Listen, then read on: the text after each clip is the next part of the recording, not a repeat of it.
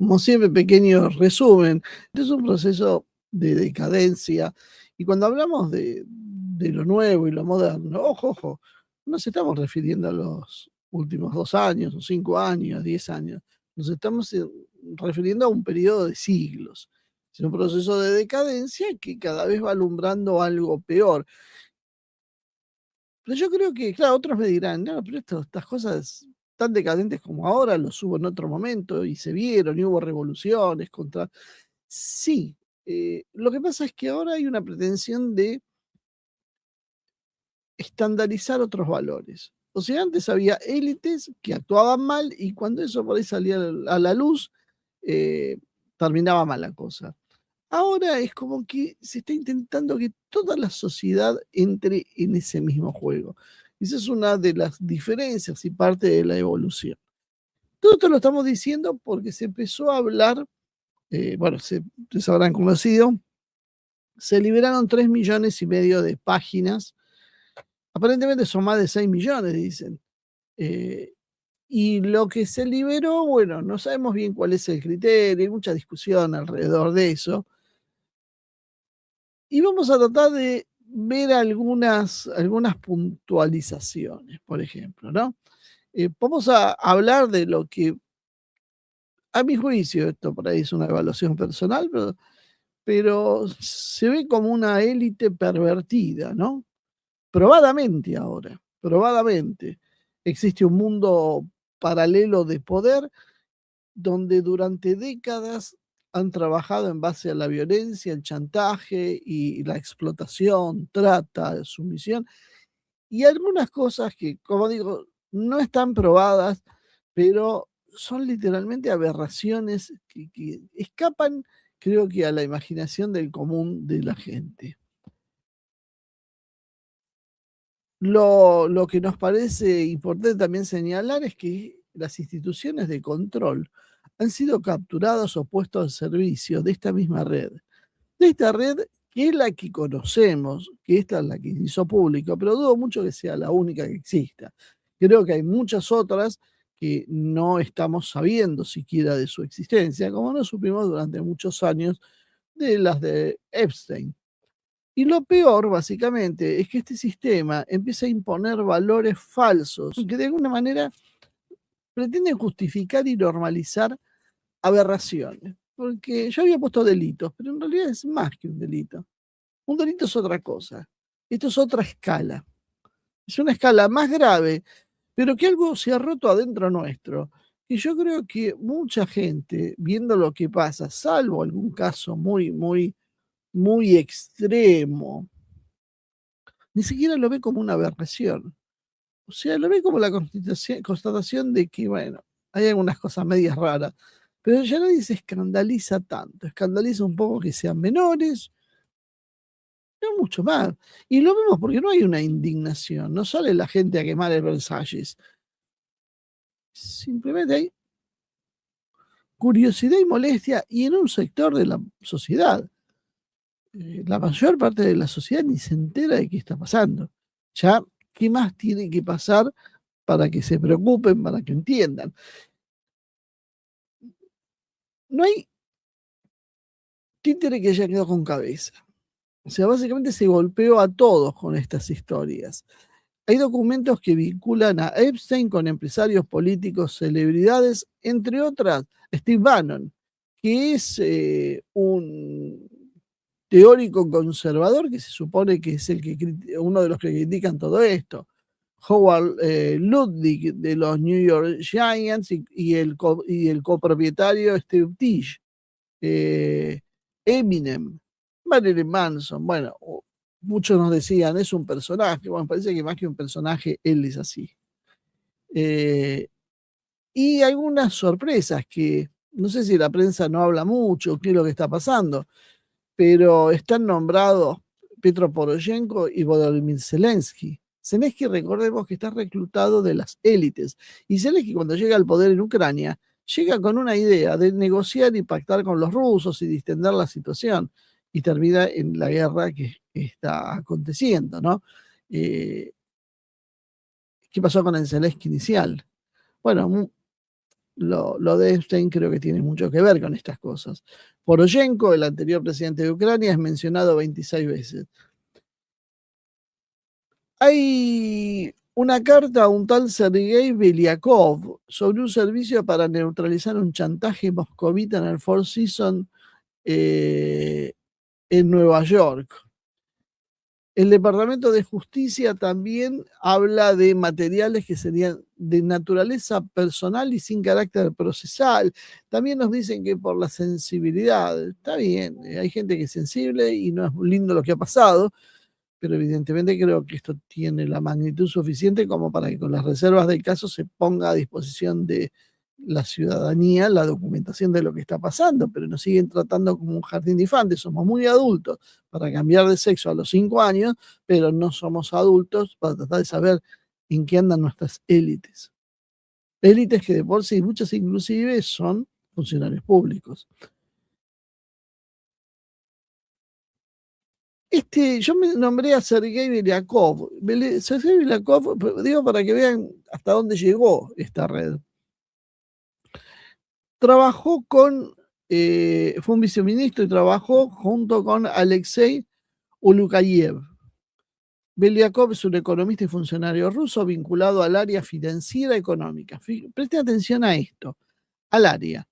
No pertenecía a seguridad, no pertenecía a inteligencia, pertenecía a economía y finanzas, que era un técnico, un burócrata.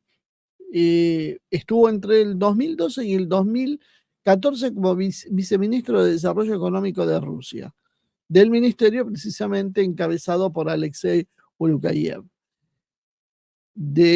Bajo su órbita había inversiones, fondos de pensiones y desarrollo del mercado financiero, o sea, alguien poderoso. Lo destituyeron en el 2014 por violaciones a la ley del servicio público, conflicto de interés, incompatibilidades administrativas. Fue procesado penalmente y su salida al final fue administrativa, no judicial, pero lo echaron del gobierno. Siguió trabajando en el sector económico financiero con un perfil de tecnócrata, sin retorno a cargos políticos de primer nivel. No figura como alguien oligarca ni una figura relevante de la política rusa posterior. No pertenece al circo del poder ruso, no integra el entorno de Putin, nunca fue una figura estratégica del Estado, sino un funcionario de rango medio alto. Ulukayev, su jefe, fue economista, es economista en realidad, mucho más relevante que Beliakov, y pertenecía a el ala liberal tecnócrata del Estado ruso.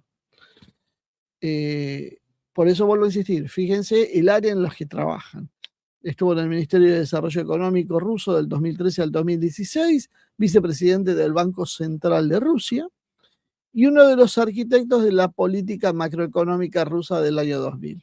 En el 2016 terminó arrestado, oficialmente acusado de un soborno de $2 millones relacionado con la compra de Brezhnev por Rosneft. En el 2017 fue condenado a 8 años de prisión, multa económica, y es el primer ministro en ejercicio condenado de la Rusia moderna. Esto se presentó como una purga interna, como un mensaje a la élite liberal y también como parte de un conflicto estatal energético. Terminó cumpliendo la condena, fue liberado en el 2022, se retiró de la política activa y fue considerado un caso ejemplificador para el sistema ruso. Ulukayev fue una figura de poder real, representaba la corriente económica más promercado y menos estatista de Rusia. Su caída marcó el fin del predominio liberal en la política económica de Rusia. Después de eso empezó a moderarse. Todavía hay resabios que intentan sacarse encima a los rusos. Los dos pertenecían al bloque tecnocrático económico y no al político ideológico. Digo, porque después en Occidente siempre nos cuentan quiénes son los buenos y quiénes son los malos. Y siempre los malos son los políticos ideológicos, que son duros, desconsiderados y salvajes, y los otros son técnicos que no molestan a nadie. Bueno, este muchacho andaba jugando en la isla de Epstein. La caída entonces de Lukayev desarmó este equipo. Terminaron saliendo ambos, perseguidos penalmente, como decíamos. Y se sostiene que había una carta que decía que Beliakov sería un intermediario con grupos más influyentes. Conecta su trabajo, inversiones y fondos de pensiones con una posible relación con el aparato estatal y una élite financiera con activos a intereses de los Estados Unidos. Esto es lo que dice el texto, obviamente esto no está probado así, acá todo es una gran serie de suposiciones, ¿no? Evidentemente nadie ha investigado nada a fondo, pero hace presumir algunas cosas, ¿no? El propio artículo afirma que no se puede asegurar si fue él o no, de donde extraje esto, pero en realidad lo usa como un indicio de integración de las élites rusas a las redes internacionales de servicios informales.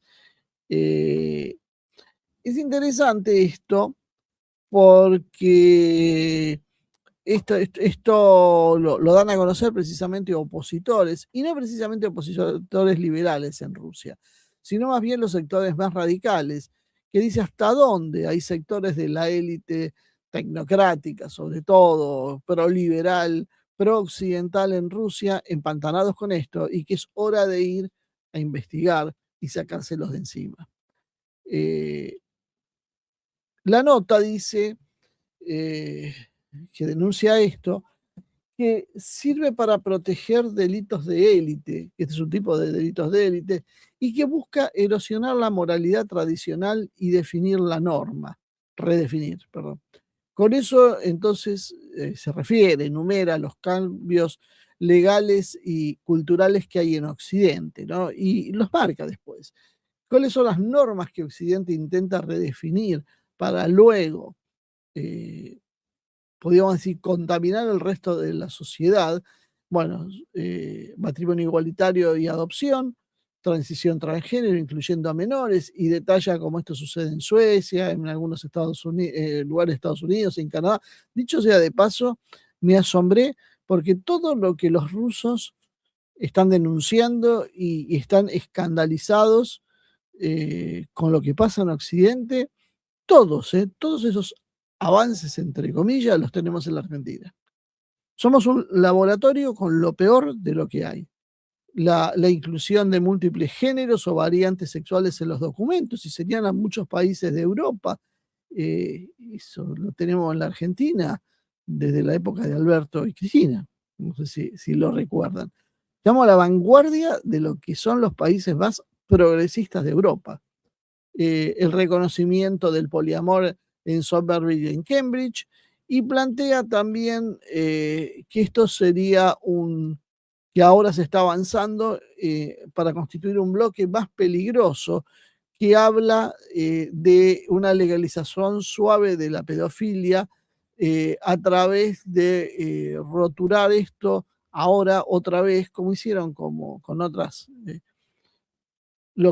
cuestiones que en algún momento eran consideradas patológicas y luego pasaron a ser simplemente orientaciones sexuales.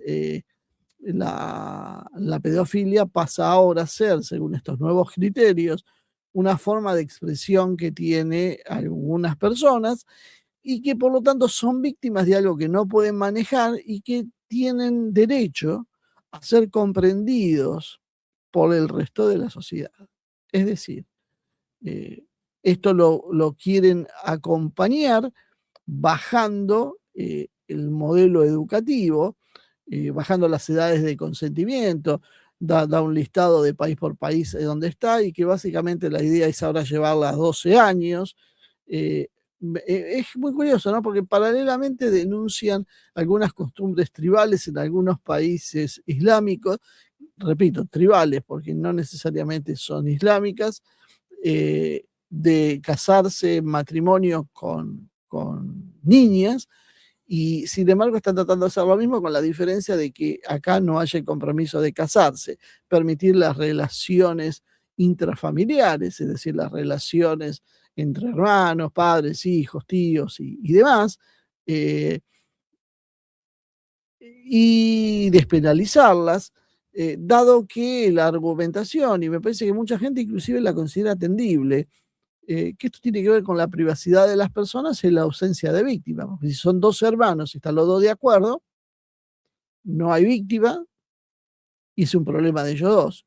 Y eso es privacidad. Bueno, eso es lo que dicen que están tratando de conectar ahora, y es lo que denuncian los rusos, y señalan a esa parte de su propia élite que está contaminada por estos nuevos valores de Occidente.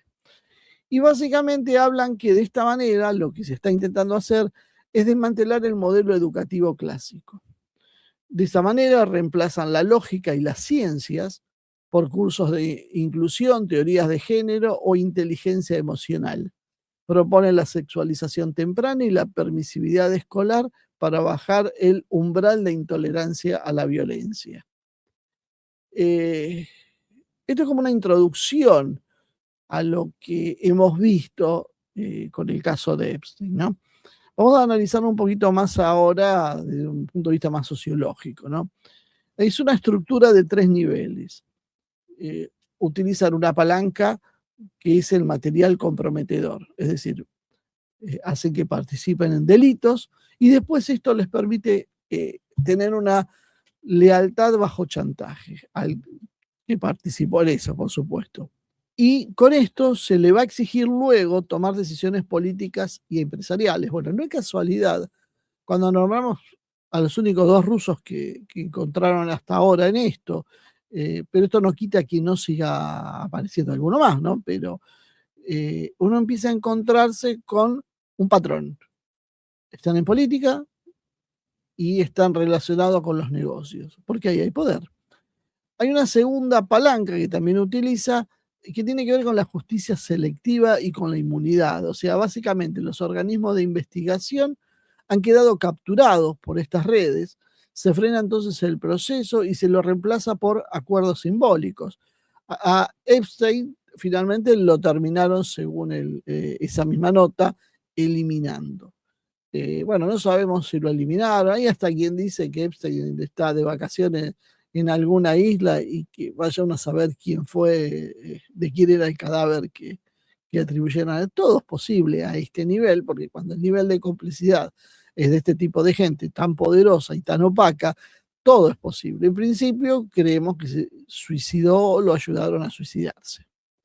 Y hay una tercer pata que es el control mediático, es decir, que cuando esta información finalmente se desborda y sale igual, los medios empiezan a desviarla tratándola de fake, la tratan de desacreditar y cualquier análisis medianamente serio lo tratan de conspiración. Entonces, todo lo que ataque a este sistema es algo conspirativo. Y mucha gente vemos, sobre todo la relacionada con los organismos de gobernanza, que suelen calificar de teorías de conspiración a cualquier cosa que denuncie algo que está absolutamente, yo creo que visible, arriba de la mesa. Estados Unidos es el epicentro del lugar, y hay podríamos decir que la red más fuerte funcionó en los propios Estados Unidos. Aparecieron nombres rutilantes, ¿no? Como Bill Clinton, eh, la propia Hillary Clinton en campaña, la familia de los Bush, e inclusive hasta los Kennedy. Y después hay otros que también les van a sonar también seguramente. Habla de la familia Rothschild, que también estaría implicada, la familia Rockefeller, el entorno de George Soros, él creo que está muy grande ya para estas cosas, pero tal vez estaba. Los dueños de la cadena de hoteles Hyatt, los Pritzker, Glenn Dubin, Leslie Wexner, vinculado a Victoria's Secret. Fíjense las marcas y nombres, ¿no? Bill Gates, y bancos como el JP Morgan Chase y el BNY Mellon. Fíjense una vez más qué tipo de gente está, ¿no? Sostienen también en esta nota que les estoy comentando que el sistema básicamente no puede autopurificarse, ¿no? Y que eso es para Rusia una disyuntiva. ¿Qué hace? ¿Acepta las nuevas normas y se somete como un vasallo o avanza hacia una soberanía espiritual? Básicamente dice que hay una resistencia interna por parte de la élite integrada a las estructuras globales. Una resistencia al proceso que estoy diciendo de ratificar los valores tradicionales en Rusia. Y ahora entendemos por qué no quieren ratificar esos valores. Y concluye la nota pidiendo una purga interna de esta sexta columna, como la denomina, en el aparato estatal cultural, porque mientras estas personas estén cerca del poder, cualquier intento de soberanía quedará bloqueado. Esto es muy interesante para que vean cómo en Rusia, el país que está desafiando de alguna manera a Occidente y lo está haciendo en una guerra que lleva cientos de miles de muertos ya, actúa. Y cómo incomprensiblemente en nuestro país, cada vez que mencionamos este tipo de temas, siempre nos dicen que nos ocupemos de cosas serias, que esto es conspirativo, que esto no tiene sentido, que esto es una tontería, que esto es moralina. Y fíjense cómo funcionan los países serios que realmente se plantaron y se plantaron con las armas contra el sistema. Mientras tanto, nosotros no logramos entenderlo y no entendemos entonces que para un ruso promedio, y sobre todo para el gobierno ruso, este tipo de derechos no son derechos, son ejes de corrupción hacia una sociedad, es decir, parte de un proceso de destrucción que ahora vamos a explicar, pero que es muy importante, porque este es el problema. Nosotros le sacamos importancia al tema. Esto es una pavada. A ver, decime las cosas importantes. Ay, ¿quién ganó la intendencia en Tigre? ¿Quién es el que acordó con tal? Esa es nuestra forma de hacer política. Por eso no terminamos de entender qué es lo que pasa y por eso no nos toman en serio en otros lados. No solo no nos toman en serio, sino muchas veces nos miran curiosos y por eso tampoco mete mucho los pies en el barro, porque ya cuesta meter los pies en el barro por gente que no es de tu propia nacionalidad, pero mucho más cuando esa gente coquetea con ideas perniciosas. Así es como yo lo ven. Y creo que con una gran dosis de razón. Entonces, lo que empezamos a notar, y esto sí, olvidando un poquito de la Argentina, y vemos a nivel occidental, es que hay una élite que no solo se preocupa de acumular riqueza, sino que busca obediencia. Esto es clave comprender eso, porque como tenemos una sociedad corrompida, no termina de entender cómo funciona realmente el poder y cree que todo es como su triste y mediocre realidad, que es conseguir unos pesos para llegar a fin de mes o para darse un gusto. Y si tengo mucha plata, el gusto será más caro.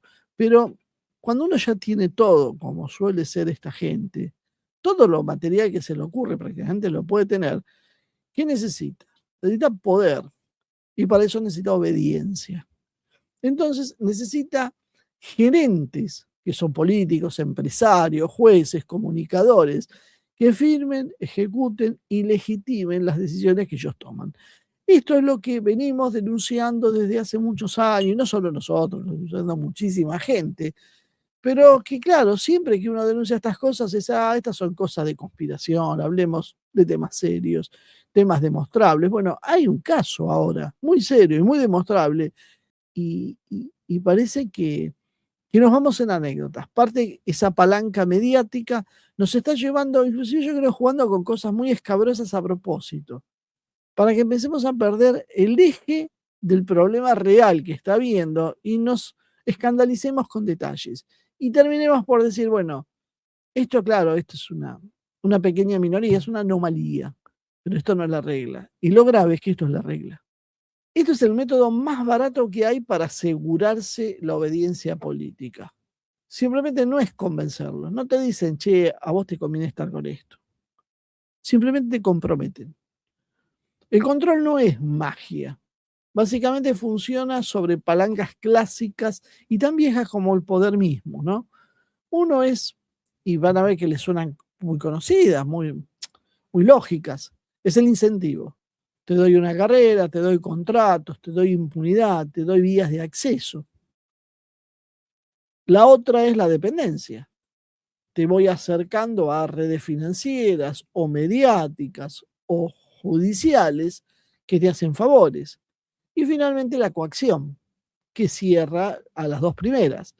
está todo bien, siempre y cuando obedezcas y no salgas, porque si vos salís de esto, simplemente destrozo tu vida a través de escándalos, causas judiciales, ruinas sociales, etcétera. Cualquier mecanismo, hasta mediático, puede servir para destruirte la vida.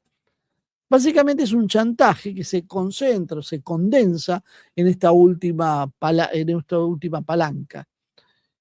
Y funciona básicamente convirtiendo un hecho que es privado, que a vos te dijeron que tenías todo derecho a la privacidad y que te lo han presentado como, mirá qué lindo que es todo esto, en un arma política.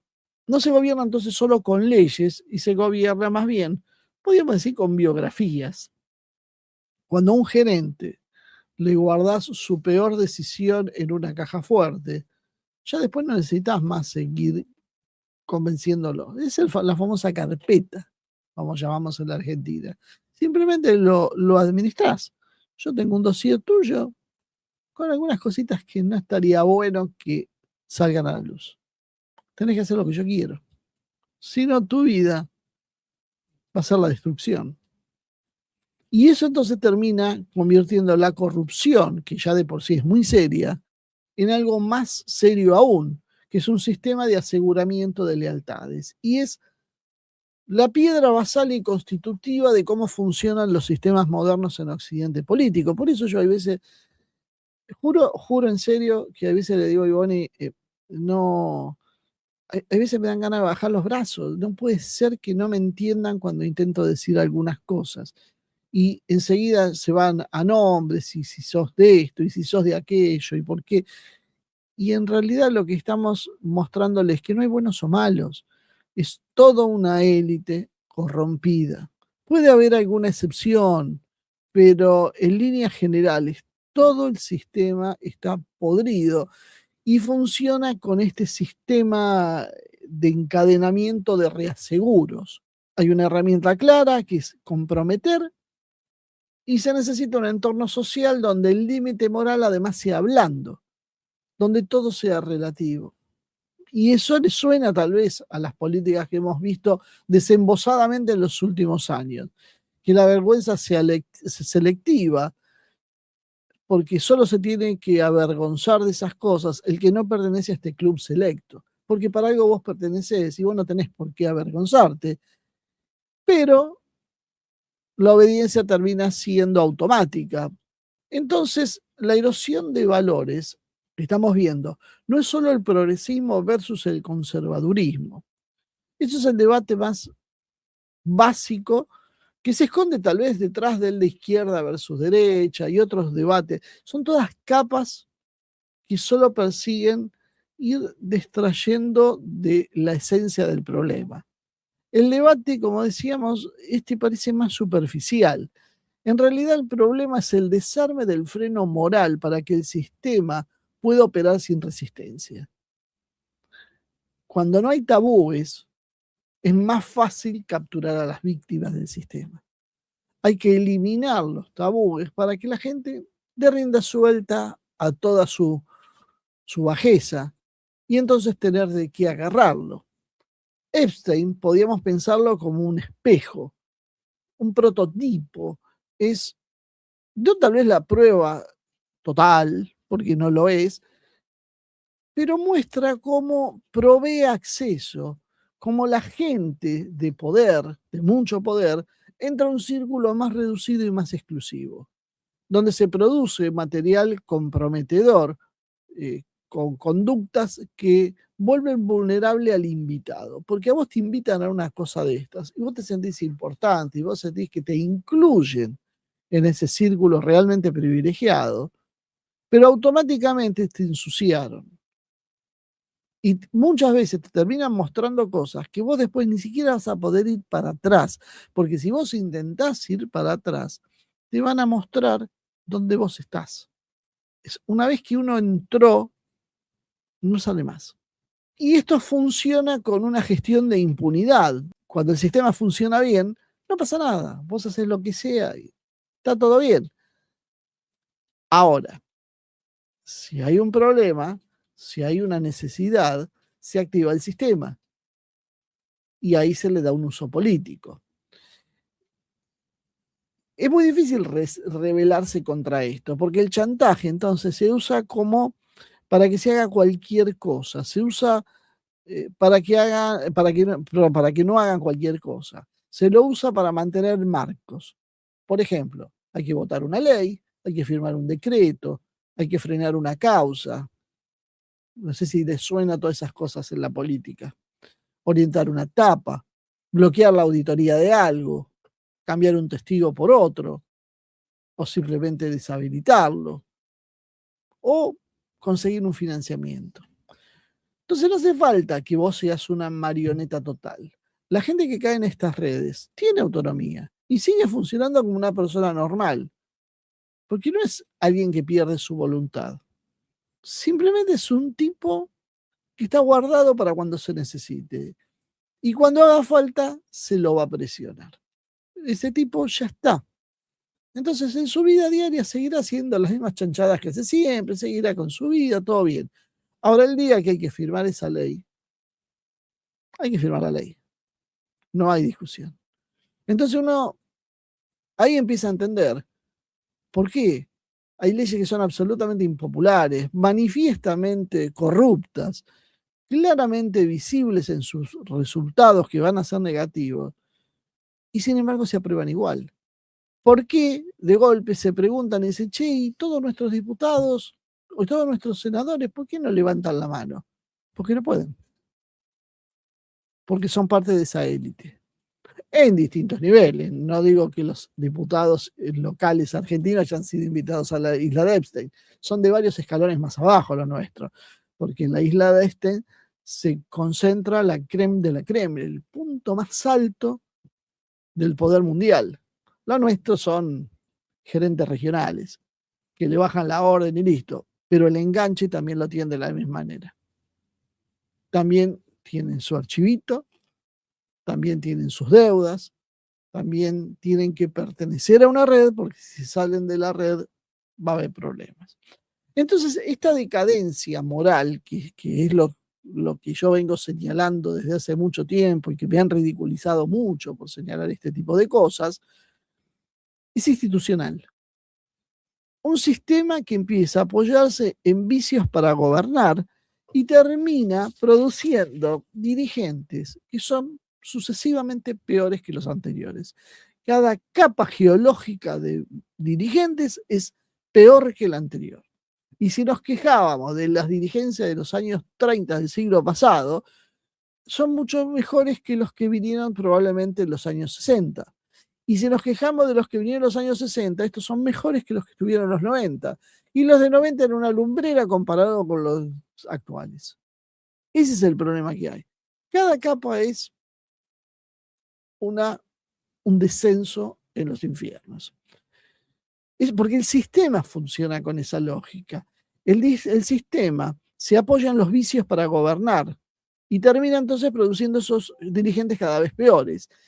Porque premia al que es más controlable, no al que es más capaz. El dirigente capaz es un peligro, y si es capaz y es honesto, es inaceptable para el sistema.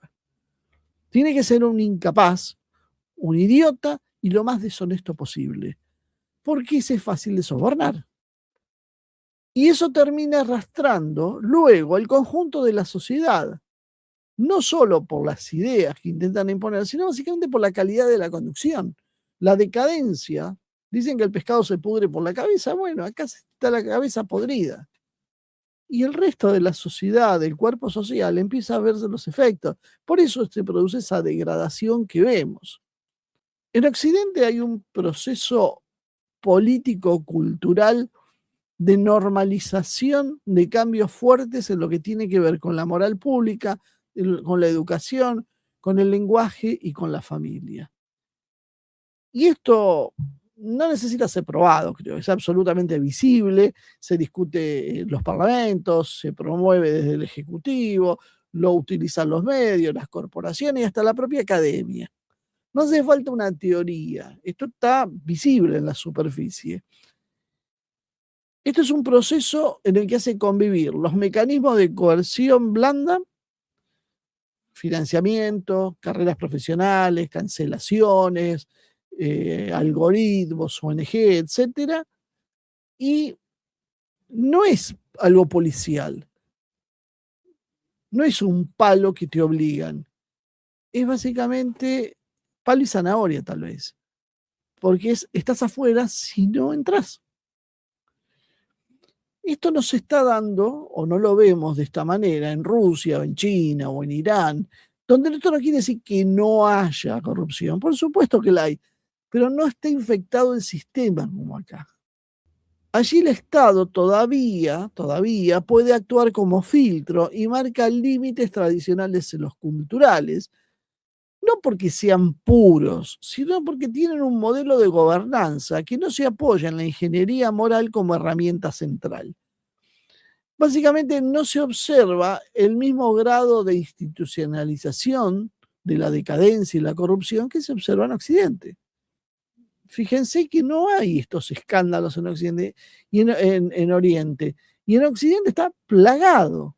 Y esto es algo incontrastable. Y no es porque acá somos democráticos y lo publicitamos. Es porque acá abunda. Y allá no abunda. Y cuando enganchan a uno, hay mecanismos de coacción duros. No está integrado en la agenda dominante del Estado, en las corporaciones y en la educación como está integrado acá. Y no aparece entonces como un vector estratégico explícito del sistema. En Occidente tenemos una élite que necesita gobernar desde una decadencia absoluta, podríamos decir. Tiene países endeudados, desindustrializados, fragmentados socialmente. Y esto le sirve entonces lo que hablamos siempre, una sociedad desorientada, hiperindividualista, un poco lo que hablaba Ivori al principio, y sin anclaje de ningún tipo.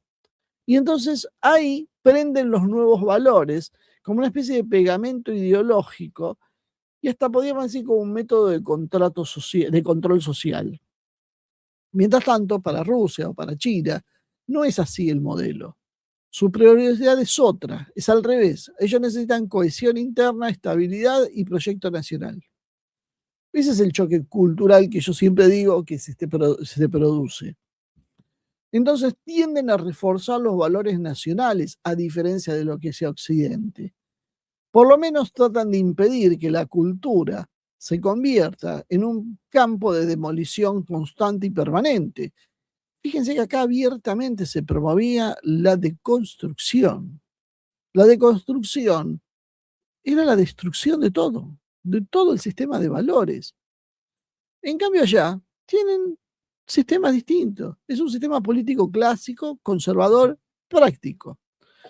En ese caso, algo como lo de Epstein sería un modelo de control por vulnerabilidad, el compromat soviético, el chantaje, redes de protección, que vuelve posible y útil sistemas donde la élite está interconectada entre sí, tiene impunidad judicial y domina la agenda mediática. Porque sin todo esto, o irían presos o serían denunciados públicamente. No es que todos sean iguales, sino que el sistema premia al que funciona con esta lógica porque es fácil de controlar. El sistema es el problema. En Rusia o en China puede haber desviaciones, pero no están convertidas en políticas del Estado. No hay una normalización masiva, ni siquiera en lo que es la administración del Estado. En Occidente el problema no es un delito aislado, es básicamente una industria cultural de la desmoralización y el uso de esto como una herramienta global. Estos son los mecanismos de ingeniería social que siempre estoy mencionando y que a veces no se subestiman, pero así es como conducen. La decadencia que hoy atraviesa Occidente no es un accidente ni una deriva espontánea de la sociedad, sino es un proceso impulsado desde arriba, que es funcional a un modelo de poder que ya no puede sostenerse sobre el crecimiento, sobre la cohesión social, ni siquiera sobre el consenso real. Cuando una élite no puede ya ofrecer futuro, no puede ofrecer orden, prosperidad, necesita algo que reemplace para mantener el control. Y para controlar las sociedades complejas como las actuales, sin recurrir constantemente al uso de la fuerza, porque eso es lo que descubrieron con las dictaduras, en el periodo de dictadura, que no se puede hacer eso eternamente, en algún momento se resquebraja. Es mucho más eficiente un sistema que combine cierto control de fuerza con la fragmentación moral y cultural, porque entonces ahí se construye un instrumento que es realmente eficaz. La erosión de valores tradicionales, la banalización de los límites y la confusión deliberada entre la libertad y lo que es la disolución lisa y llana, lo que yo hablaba de la deconstrucción, no son entonces fallas del sistema, sino son los pilares de su funcionamiento actual. Una sociedad sin referencias comunes, sin noción clara del bien o el mal, porque todo es relativo, que no tiene responsabilidad o trascendencia, todo es yo ahora, en el momento, es mucho más gobernable, mucho más dependiente y menos capaz de oponerse a las decisiones de un sistema tiránico que otros. En este marco, entonces, los escándalos, el chantaje, la corrupción y la doble moral no son entonces anomalías del sistema. Eso es lo que yo decía y que decía en Rusia, es una anomalía, curiosamente, magnificada por los medios de Occidente. En realidad son mecanismos de disciplinamiento interno de la propia élite y hacia el conjunto social. Entonces, no es un tema menor, no es un tema banal y los que hacemos política en serio no hablamos de estas cosas y hablamos de las cosas que a la gente le toca y su salario, porque no vamos a resolver nada si no entendemos la raíz del problema. Toda la vida vamos a estar corriendo desde atrás. No se trata de una indignación moral vacía ni de escándalos aislados, sino de comprender el tipo de civilización que se está construyendo y con qué finalidad. Por eso los rusos no hablan de otra cosa que no un conflicto civilizatorio con Occidente. Cuando hablan de conflicto civilizatorio, están hablando de esto. Occidente no está siendo arrastrado entonces hacia la decadencia por error, por debilidad, sino básicamente porque tiene un estado de descomposición interno que condiciona la supervivencia del modelo de poder que lo gobierna. No tiene opciones. Entender esto es el primer paso para cumplir con una discusión seria sobre soberanía política y futuro. Si quieren hablar del valor de las jubilaciones, tienen que entender que la raíz del problema es este. El resto son consecuencias. Y un detalle más que me parece interesante antes de terminar, para poner arriba de la mesa, ¿no? Fíjense por lo que se va sabiendo hasta ahora, pero es muy probable que sigamos en esta tendencia, que claramente el núcleo del problema, pero de forma abrumadora, son los Estados Unidos, ¿no? Es donde se produce, donde está la jurisdicción del caso, las víctimas, la logística, Estados Unidos. ¿Quiénes lo acompañan? El Reino Unido y Europa Occidental, el círculo de las finanzas, podríamos decir, y de la política, la aristocracia, Israel y Medio Oriente, que hay viajes y contactos, Ucrania y Europa del Este, de acuerdo a algunas menciones políticas y de negocios que hay, ¿no? En este material no hay imputaciones ni cadenas probatorias que involucren a Argentina, a México, a Brasil, a Chile o hasta la propia España. Ni siquiera funcionarios o empresarios de primera línea de estos países. Esto no quiere decir que después aparezcan algunos, pero serían casos, podríamos decir, aislados. No porque en estos lugares nuestras élites huelan a perfume de rosas, ni porque sean más virtuosas, sino por la estructura del poder. Lo que nos sirve Epstein es como, ¿cómo podría decir? Como una mirada al corazón del poder real, sin tapujos. Y entonces, ¿qué vemos? Primero, la centralidad del sistema. Epstein, ¿dónde operaba? Operaba donde estaba el centro del poder financiero, judicial y mediático, que es clave para el control global, donde se toman las decisiones a nivel mundial. Ahí operaba Epstein.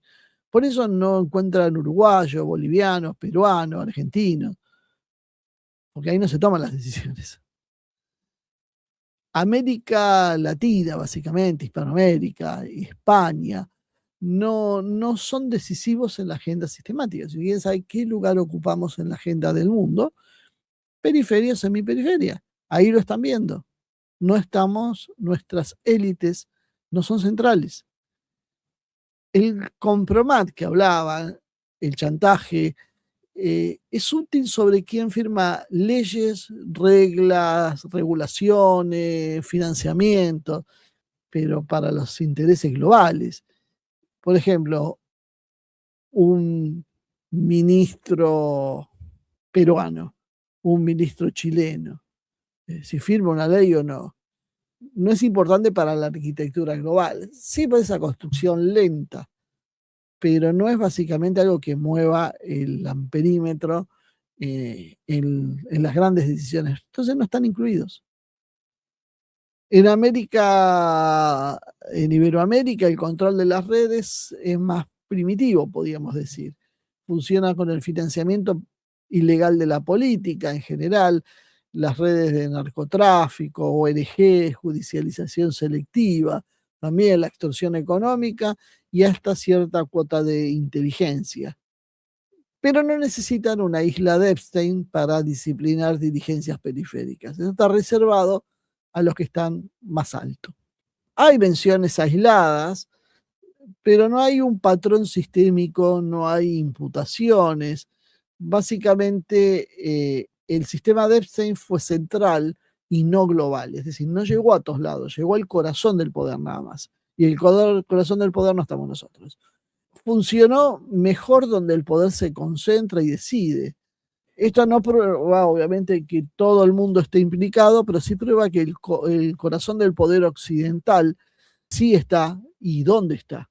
El control de vulnerabilidades es un método real que utiliza. Entonces, que no aparezcan argentinos, mexicanos, chilenos, españoles, no significa que no existan élites ni corrupción, pero sí significa algo más simple y más duro, que es que el sistema de Epstein operó donde se toman las decisiones que importan a nivel global. Punto.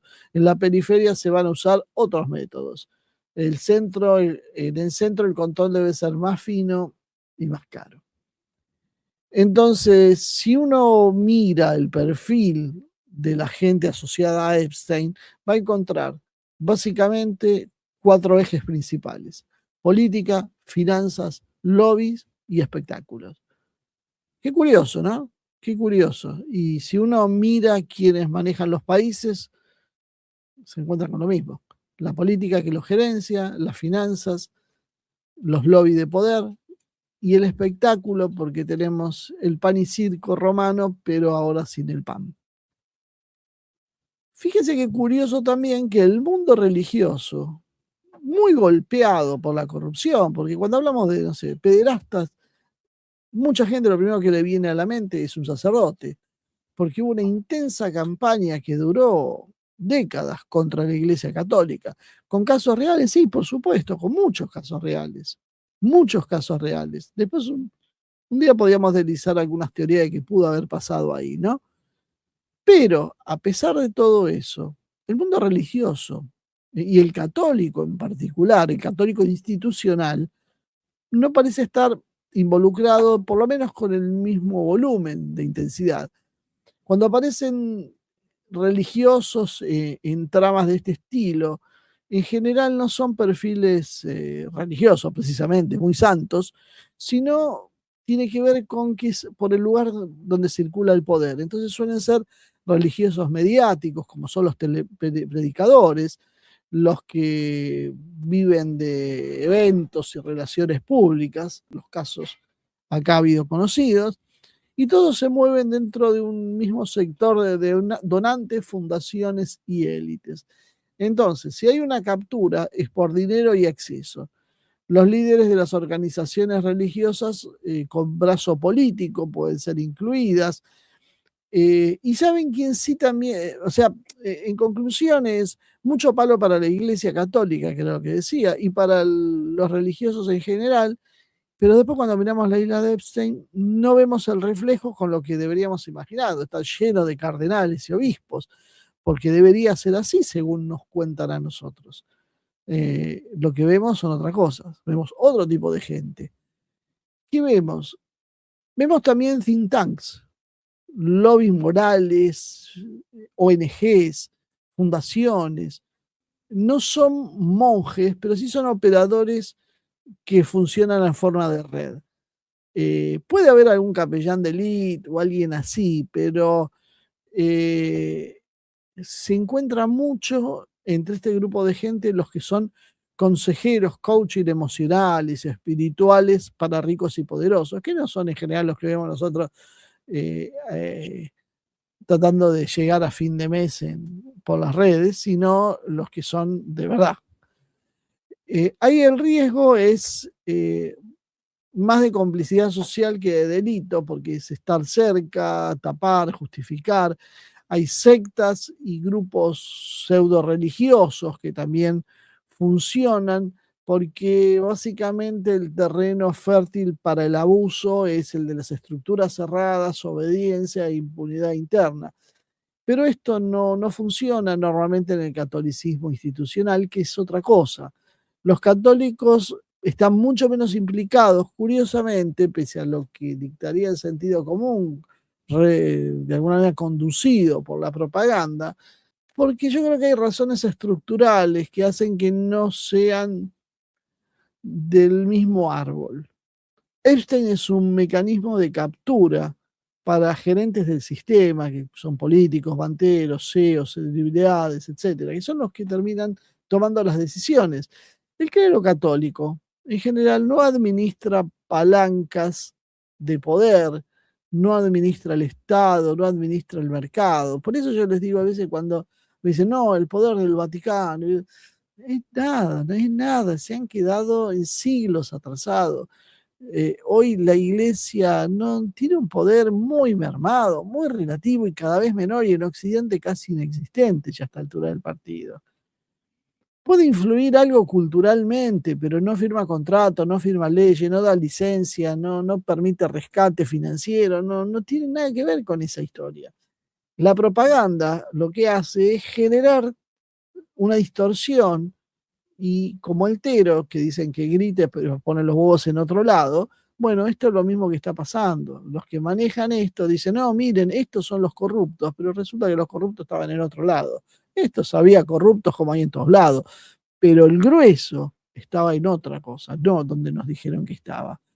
El círculo de Epstein real era de donantes, de fundaciones, de gente del jet set, de fiestas, de accesos premium. Y ahí el catolicismo institucional no es un actor natural. Las finanzas, la política y el espectáculo sí.